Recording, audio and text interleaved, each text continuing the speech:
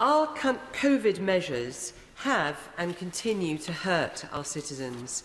From a man with late-stage dementia who is terrified of face masks, to an 80-year-old constituent who got stuck in South Africa, not because of Omicron, but because flights were suspended.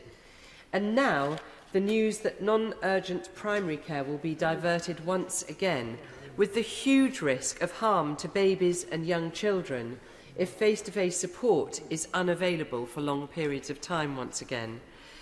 And the creeping regulation is so hard to keep up with, resulting in teachers cancelling school plays, businesses stopping events, and families staying away from happy occasions because they're afraid of breaking a rule they didn't know about.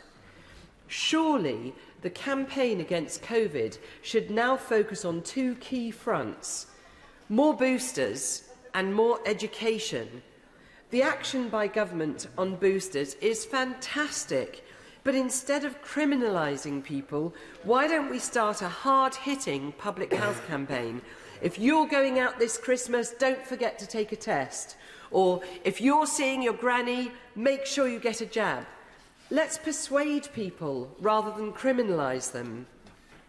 And let's go much further to reassure those who have a fear of vaccines, whether because of a needle phobia, because of cultural sensitivities, or just because of fake news.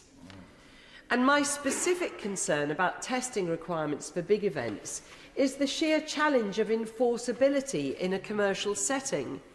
Far better, in my view, would be to use this approach of a daily test or a vaccine exemption for NHS staff and carers instead. That would be a practical and fair solution for both carers and the cared for, and it would be enforceable.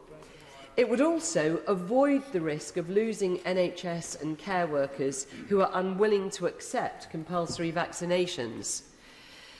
Mr Deputy Speaker, I have supported the government throughout the pandemic when I could see the present danger we faced. But this time around, the measures proposed are precautionary, just in case, and I cannot see where this will end. COVID will be with us for many years to come, and it's unthinkable that every autumn from now on we will be limiting the quality of life for all citizens just to be on the safe side. And justifying our new illiberal rules on the basis that they're less authoritarian than those of other countries is truly appalling. That is not our culture. That is not our history. So, Mr Deputy Speaker, this is a slippery slope down which I do not want to slip. So I'm afraid I'm not going to be supporting these measures.